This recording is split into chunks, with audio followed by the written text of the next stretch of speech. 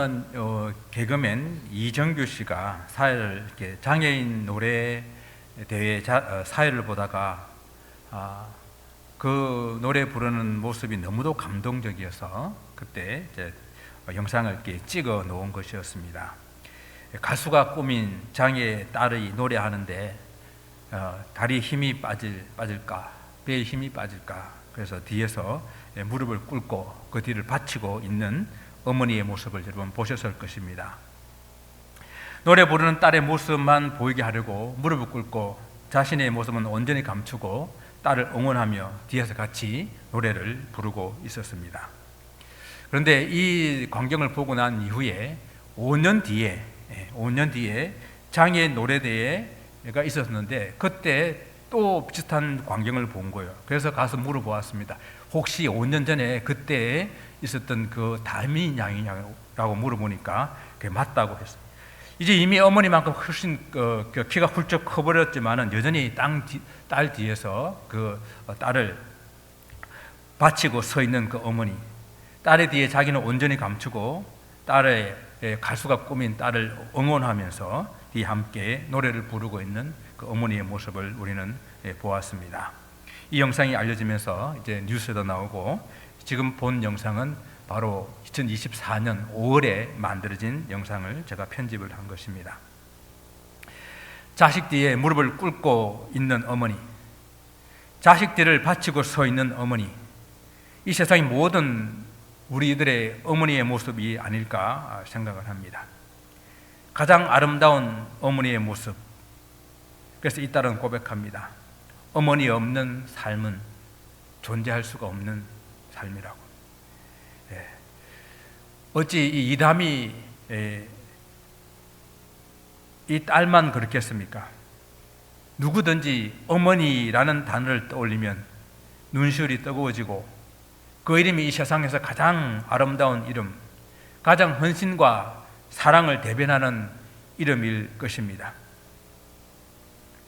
근데 성경에도 보게 되면은 딸을 위해서 무릎을 꿇는 그런 어머니가 있습니다.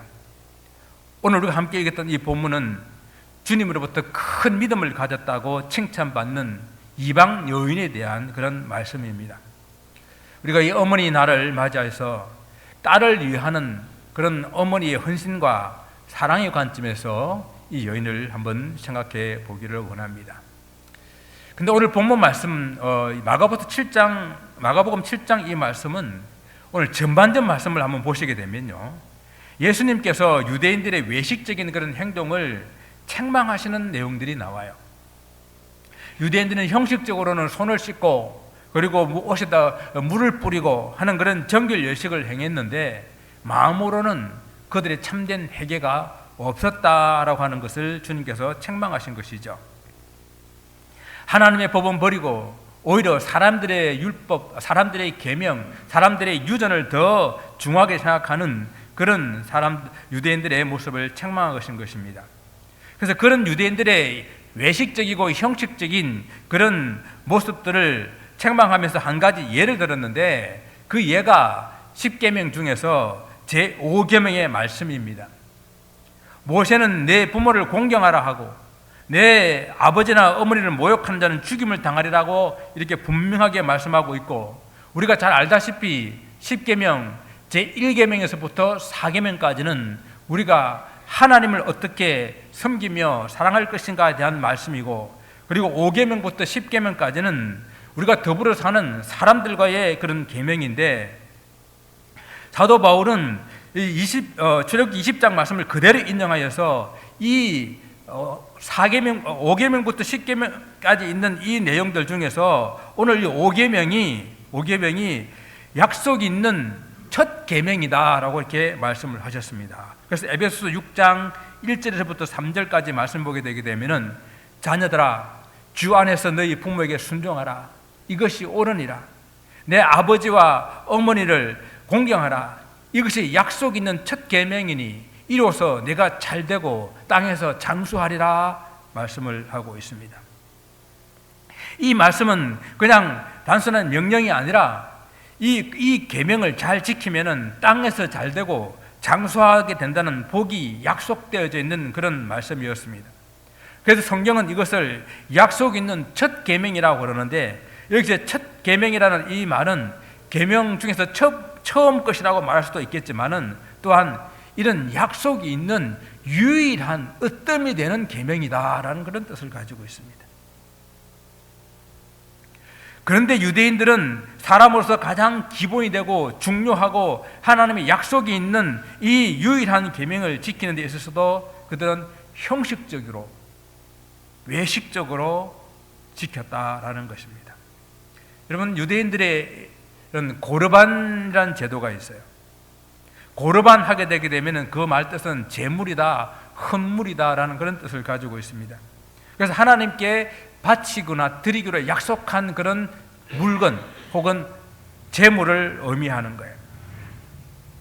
이것은 원래 하나님께 최고의 것을 드리기 위해서, 하나님께 드린 것은 아무도 손을 대지 못하고 심지어 빗장이라도 그것을 빗장이도 그건 어떻게 할 수가 없는, 하나님께 온전히 드리게 되는 최우선으로 드리게 되는 그런 제도가 고르반 제도예요.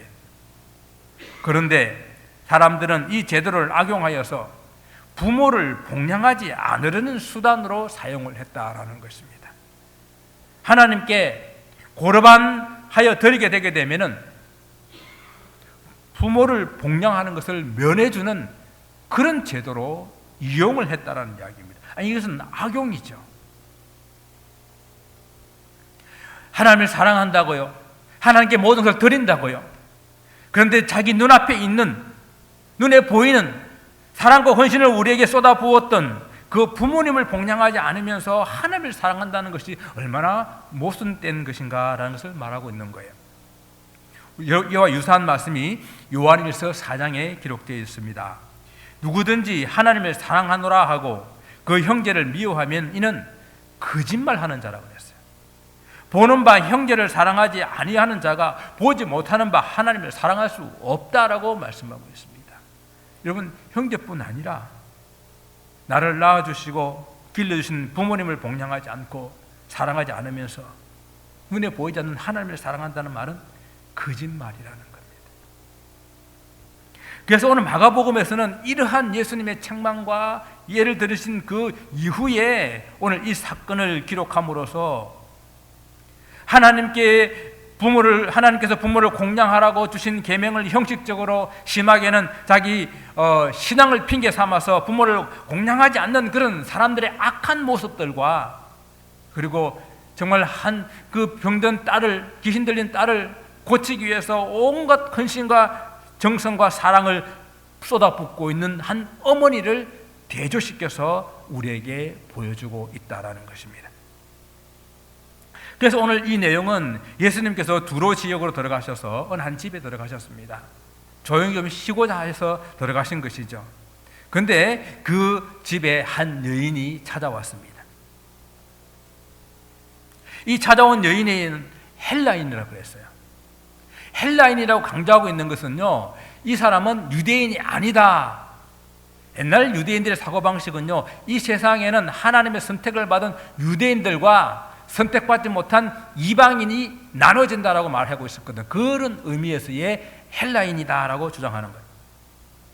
그런데 또 이 여자를 수로보니게 여인이다 그랬습니다.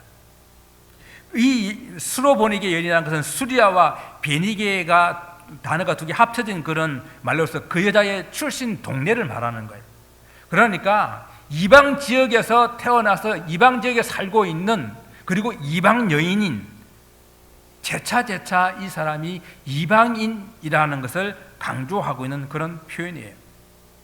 이 이야기는 이방인으로서, 이방 여인으로서, 이방에서 태어난 사람으로서 유대인인 예수님께 나오는 일에는 여러 가지 어려움들이 있는 상황이다라는 것을 우리에게 전제를 해주고 있는 거예요.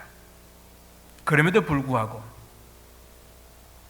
이 이방 여인에게 귀신 들린 어린 딸이 있어서 그 딸의 귀신을 쫓아내 주시기를 간구하며 지금 주님 앞에 무릎을 꿇어 엎드린 것입니다. 여러분, 우리가 무슨 일을 간청할 때에 우리가 남자든 여자든 다른 사람 앞에 무릎을 꿇는다는 것은 결코 쉬운 일이 아니에요. 얼마나 간절하면 무릎을 꿇고 간구해야 될까요? 얼마나 간절한 소원이면 그럴 수 있겠습니까? 오늘 귀신 들려서 고생하고 있는 사랑하는 딸을 둔 어머니가 딸을 낫게 하고 싶은 그런 간절한 마음으로 간구하고 있는 그 모습입니다. 여러분 혹시 장애를 둔 그런 자녀를 둔 마음 어떤지를 여러분 생각해 보셨습니까? 혹 여러분들 중에서는 그런 마음을 가진 분이 있으십니까? 육체적인 장애도 힘들지만 귀신 들려서 정신적으로 온전하지 못한 딸을 둔 엄마의 마음은 얼마나 힘들까 생각해 볼 수 있기를 원합니다. 그래서 이 여인의 행동은 사랑하는 이 딸을 고칠 수만 있다면 어떠한 일도 하겠다는 그런 태도로 지금 예수님 앞에 무릎을 꿇고 있는 것입니다. 그런데 이 여인을 향한 예수님의 대답이 참 우리는 이해하기가 어렵습니다. 오늘 27절 말씀이에요. 예수께서 이르시되 자녀로 먼저 배불리게 먹게 할지니 자녀의 떡을 취하여 개들에게 던짐이 마땅하지 아니하니라. 오늘 성경은 이렇게 말했잖아요. 이 사람은 이방 여인이다, 헬라인이다, 수로보니게 여인이다 라고 말했잖아요. 그러니까 이 사람은 하나님 자녀가 아니라는 거죠. 자녀로 먼저 배불리게 먹게 하고, 그리고 그 배불리게 하고 난 다음에 그 자녀의 떡을 개들에게 던짐이 마땅치 아니하다라고 이렇게 말하고 있습니다. 마태복음 15장에서도 똑같은 내용이 나오게 되는데 거기는 좀 더 구체적입니다. 이 부르짖는 여인에 대해서 예수님이 아무런 대답도 하지 않으십니다. 너무 시끄럽게 하니까 제자들이 저 여인 좀 쫓아보낼까요? 라고 물어봅니다. 쫓아보내소서, 돌려보내소서. 부르짖는 소리를 들어주지 않고 무시하는 것, 그거 정말 기분 상하는 일이거든요. 지금 주님께서 여인을, 그것도 기분 상한 일인데 어떻게 취급하고 있나 하면은 개라고 취급을 하고 있어요. 이방인들을 개라고 취급하는 유대인들의 그 표현을 지금 쓰고 있는 것입니다.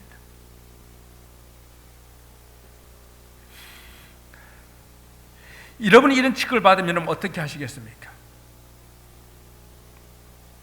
아니 고쳐주기 싫으면 말지, 왜 사람을 이렇게 무시하고 이렇게 따질 수 있지 않겠습니까? 혹 여러분이 아픈데 이런 취급을 하게 되면 안 고치고 말지 하고 돌아서지 않겠습니까? 그런데 이 여인은 어머니이기 때문에 그러지 않았다는 이야기예요.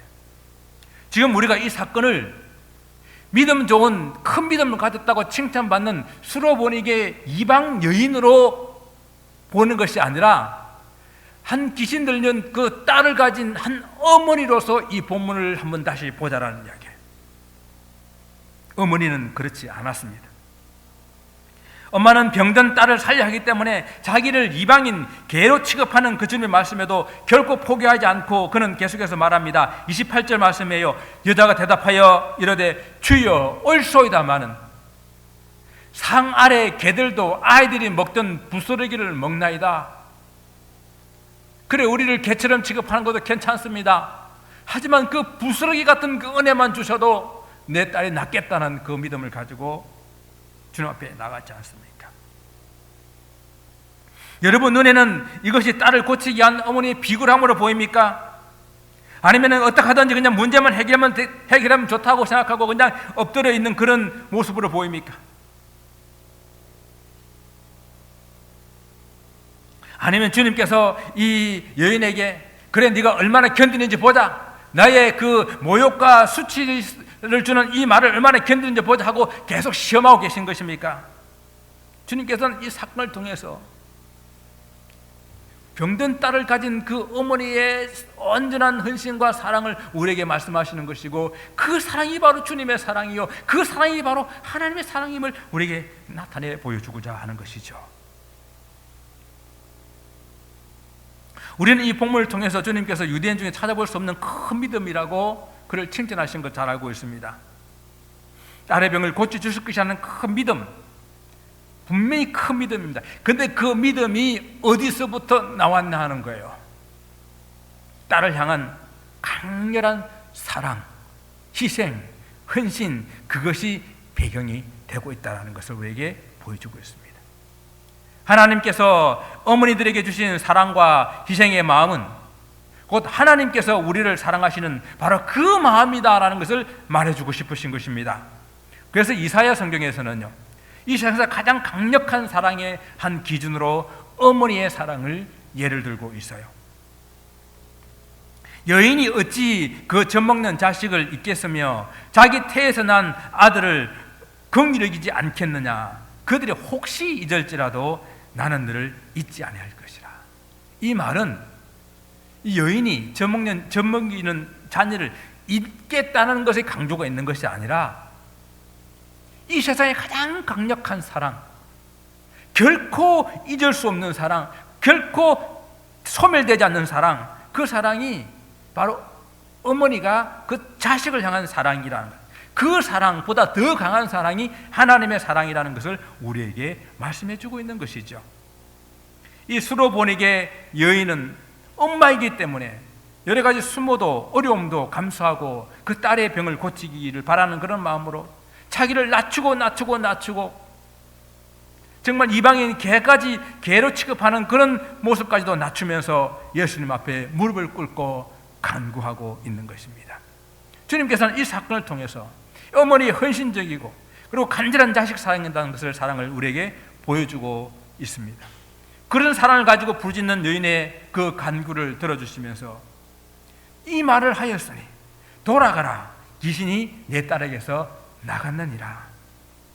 딸을 향한 어머니의 간절한 사랑, 그 사랑, 헌신, 우리 주님이 감동하시는 것입니다. 이런 사랑에서 비롯한 어머니의 믿음을 큰 믿음이라고 칭찬하신 것입니다. 그때서야 이 어머니는 일어나 돌아가지 않았습니까? 집에 돌아가 보니 아이는 침상에 누워있고 귀신이 나갔더라. 할렐루야. 성경은 더 이상 기록하고 있지 않지만 이 어머니가 얼마나 감격했을까요? 얼마나 기뻐했을까요? 이것이 어머니의 사랑과 헌신입니다. 이것이 바로 하나님께서 이 땅에 어머니를 통해서 나타내시고자 하는 하나님의 사랑입니다. 그래서 어머니들은요, 하나님의 사랑을 전하는 대리자들인 것이에요. 그 탈무드에 이런 말이 있습니다. 하나님께서 모든 사람을 다 찾아갈 수가 없어서 어머니를 보내주셨다. 왜 무소부재하신 하나님, 전능하신 하나님께서 모든 사람을 찾아가실 수 없겠습니까? 어머니를 통해서 하나님의 사랑을 우리가 경험하고 맛보게 하기 위함이시죠. 이 땅에 하나님의 사랑과 가장 가까운 사랑, 그 사랑을 할 수 있는 분이 바로 어머니입니다. 그래서 이 세상에 가장 아름다운 이름, 부르면 부를수록 가슴 저 깊숙한 곳에서 뭉클거리고 올라오는 이 감정, 그 이름이 바로 어머니라는 단어입니다. 성경은 이러한 어머니를 비롯한 부모님을 공경하고 사랑하는 것이 10계명 중에 약속 있는 첫 계명이다. 그리고 반드시 지켜야 된다라고 말씀하시는 거예요. 내 부모를 공경하라. 그리하면 너의 하나님 여호와께서 내게 준 땅에서 내 생명이 길리라. 출애굽기 20장 12절의 말씀을 주시면서 약속 있는 첫 계명으로 우리에게 주셨습니다.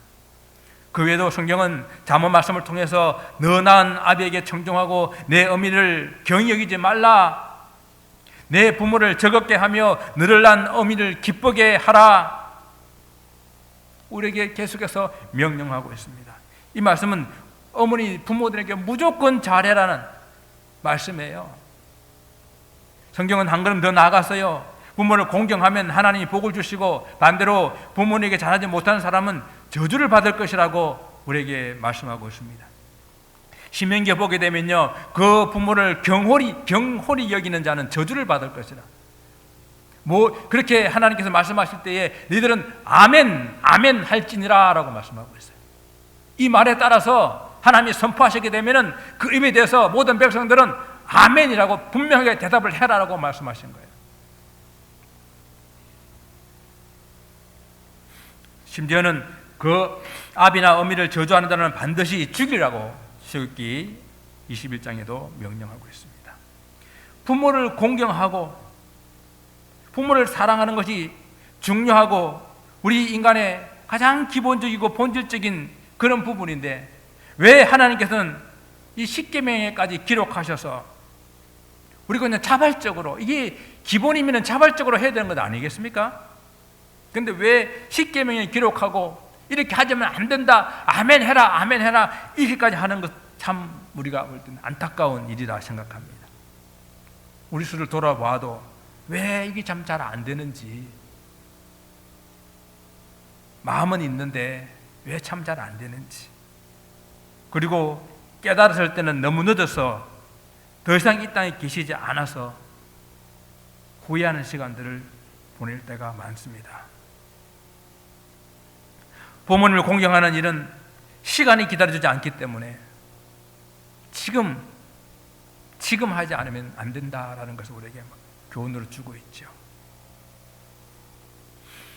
이미 부모님께서 이 땅에 함께 계시지 않는 분들은 그래도 부모님들의 그 사랑과 헌신을 추억하며 감사하는 마음을 오늘 깊이 한번 가져보시기를 바랍니다. 참 하나님 은혜로 아직도 함께 부모님과 함께 계시는 분들은 내일이 아닌 오늘, 나중이 아닌 지금 효도하고 공경하는 시간들을 갖기를 바랍니다. 부모님이 반드시 우리에게 뭘 엄청난 것을 남겨주시고 뭐 해주셔서 우리는 공경하는 것이 아니라 부모님이라는 그 자체로 우리는 공경할 수 있고 충분한 이유가 되는 것이거든요. 부모님들도 결코 완벽하지 않으십니다. 여러분, 우리가 부모가 되어 보니까 알 수 있는 것 아니겠습니까? 우리가 부모가 되었을 그때에 돌이켜보게 되면 우리도 여전히 잘못하는 것이 많았고 여전히 서툴고 여전히 실수하고 연약했지만 그래도 부모라서 우리는 견뎌냈고 그 문제들을 해결해냈고 감당해내었던 것처럼 아마 우리들의 부모님들도 그랬을 것입니다. 어머니는 가슴으로 자녀를 키운다고 하지 않습니까? 그 어머니 가슴 속에 있는 그런 비전이, 그런 소원이 자녀들의 가슴 속에 전달되어서 자녀들의 꿈이 되는 것입니다. 역사적으로 그 위대한 인물들을 보게 되면 항상 그들의 어머니들이 위대한 꿈과 비전을 가지고 사랑과 헌신을 가지고 키웠던 것을 우리는 많이 보게 됩니다. 미국의 16대 대통령 아브라함 링컨은 그의 어머니를 해고하며 쓴 글 중에서 이렇게 말합니다. 하나님이여, 내 어머니를 축복하소서. 오늘의 나의 전부, 그리고 내일의 내가 소원하는 전부는 다 천사 같은 내 어머니로부터 온 것입니다 라고 고백합니다. 링컨이 참 미국 역사 가운데 또 인류 역사 가운데 위대한 그런 대통령, 위대한 인물이 될 수 있었던 것은 그 어머니의 사랑, 그 어머니의 헌신, 그 어머니 가슴 속에 품고 있던 비전이 그에게 전달됐기 때문이죠. 사랑하는 성도 여러분, 그리고 오늘 어머니 날을 맞이한 위대하고 훌륭하신 어머니들, 우리도 누군가의 사랑받는 아들과 딸들이지 않습니까? 또 우리도 누군가의 부모로 이 자리에 앉아 있지 않습니까? 우리는 마지막까지 그들의 부모로 이 땅을 살아가게 될 것입니다. 여러분들은 자녀들에게 어떤 부모로, 특히 어떤 어머니로 기억되기를 원하십니까? 이 시간 여러분의 어머니들을 잠시 추억해 보시기를 바랍니다. 우리 자녀들에게 좋은 기억들을 남겨줄 수 있기를 원합니다. 여러분이 어머니를 생각할 때마다 가슴 뭉클뭉클한 그 감동이 솟구쳐 오르며 이 세상에서 가장 아름다운 이름, 그 어머니를 기억할 수 있는 것처럼 우리들의 자녀들도 우리를 생각할 때마다 저 가슴 깊숙한 곳에서 어머니 하면은 가장 아름다운 이름으로, 기억하고 싶은 이름으로 그렇게 우리 인생을 살아내야 되지 않겠습니까? 자녀들 앞에서 우리의 모습이 어떨까? 특히 우리는 신앙인으로서 하나님 믿는 하나님의 사람들로서 그들이 우리들을 어떤 신앙인으로 어떤 하나님의 사람으로 바라볼까 여러분 한번 생각해 보시기를 바랍니다. 우리 아버지는 우리 어머니는 정말 믿음의 사람이었어, 정말 하나님의 사람이었어 라고 기억될 수 있기를 원합니다. 그들이 먼 훗날 우리들을 추억하게 될 때에 가장 아름다운 이름 그 어머니를 기억할 수 있는 그런 축복된 삶을 주님 오시는 그날까지 살아갈 수 있는 그런 저 여러분 되시기를 주님의 이름으로 축원을 드립니다. 기도하겠습니다.